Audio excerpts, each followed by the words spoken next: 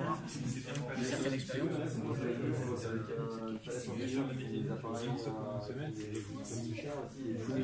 Bien de sécher avec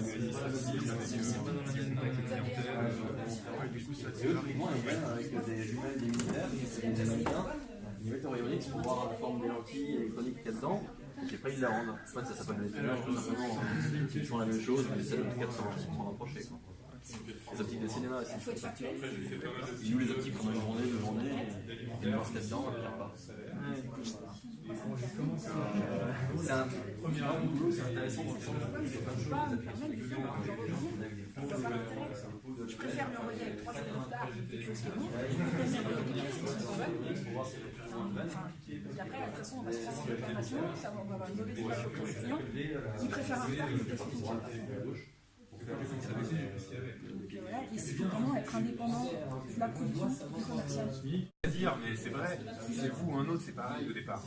Après, c'est à vous de faire la différence. Les réseaux sociaux pro, c'est hyper important parce que maintenant, c'est quasiment que tout. Enfin, c'est là que ça se passe, quoi.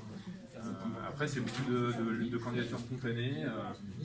Alors moi, quand je suis sorti du DUT, donc je me suis pris quelques mois, un tout petit peu profité du chômage. Il y avait un club à l'époque, je sais pas si ça existe toujours, qui s'appelle Club des chercheurs d'emploi. Donc en gros, on nous apprenait à rédiger des CV, à démarcher les entreprises, et on faisait contacter les entreprises à blanc. C'est-à-dire qu'on allait les voir en leur disant, bah voilà, c'est juste histoire de savoir ce que vous faites. C'était un peu bizarre la démarche, mais ça permettait aussi de mettre un pied dans la société, parce qu'on sort d'un DUT, c'est hyper abstrait.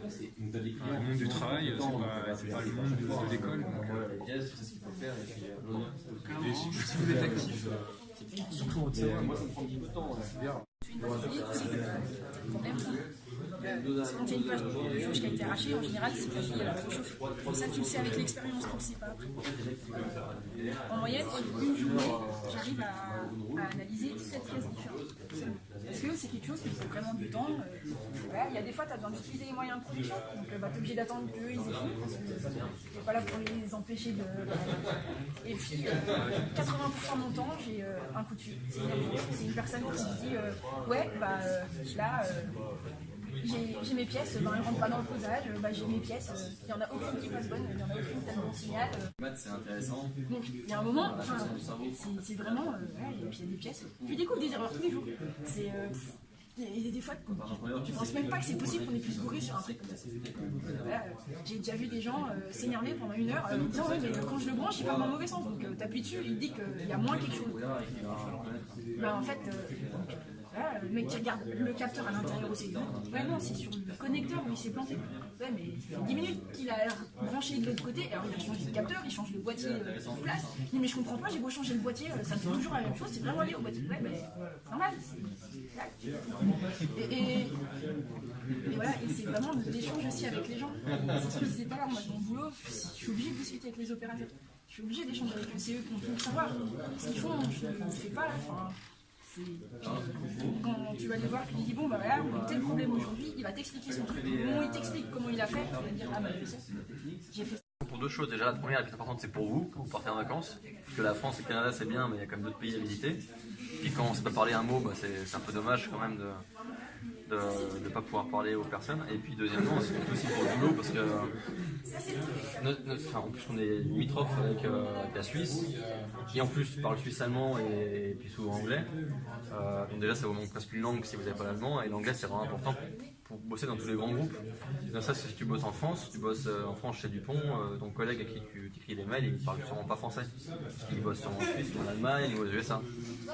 Donc l'anglais c'est vraiment important de passer le cap, de ne plus avoir peur de parler en public et de ne plus avoir peur de faire une thèse. Une presse, c'est normal d'avoir peur un petit peu parce qu'il faut parler dans tout le monde, mais de passer le cap de l'anglais, quoi. Et pour ça, de toute façon, il n'y a pas trop de pétard. C'est ou bien tu es très très bon à l'école et je pense que c'est assez rare quand même. Surtout qu'en plus, quand tu es à 18-20 ans, tu as un peu envie de parler avec ton accent anglais dans tous tes copains et tout. Enfin, ça, c'est souvent un petit peu. Moi, je sais que c'était un peu la honte, clairement.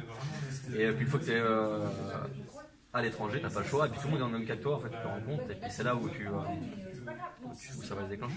C'est pour ça que pour 2 choses, déjà la première la plus importante c'est pour vous, quand vous partez en vacances, parce que la France et le Canada c'est bien, mais il y a quand même d'autres pays à visiter. Puis quand on ne sait pas parler un mot, bah, c'est un peu dommage quand même de ne pas pouvoir parler aux personnes. Et puis deuxièmement, c'est aussi pour le boulot, parce que En plus, on est limitrophe avec la Suisse, qui en plus parle suisse-allemand et puis souvent anglais. Donc déjà, ça vous manque presque une langue si vous n'avez pas l'allemand, et l'anglais c'est vraiment important pour bosser dans tous les grands groupes. Donc ça, si tu bosses en France, chez Dupont, ton collègue à qui tu écris des mails, il ne parle sûrement pas français. Il bosse sûrement en Suisse, en Allemagne ou aux USA. Donc l'anglais, c'est vraiment important de passer le cap, de ne plus avoir peur de parler en public et de ne plus avoir peur de faire une thèse. Une presse, c'est normal d'avoir peur un petit peu parce qu'il faut parler dans tout le monde, mais de passer le cap de l'anglais, quoi. Et pour ça, de toute façon, il n'y a pas trop de pétard. C'est ou bien tu es très très bon à l'école et je pense que c'est assez rare quand même. Surtout qu'en plus, quand tu es à 18-20 ans, tu n'as pas trop envie de parler avec ton accent anglais dans tous tes copains et tout. Enfin, c'est souvent un petit peu. Moi, je sais que c'était un peu la honte, clairement. Et puis, une fois que tu es à l'étranger, tu n'as pas le choix. Et puis, tout le monde est dans le même cas que toi, en fait, tu te rends compte. Et puis, c'est là où ça va se déclencher.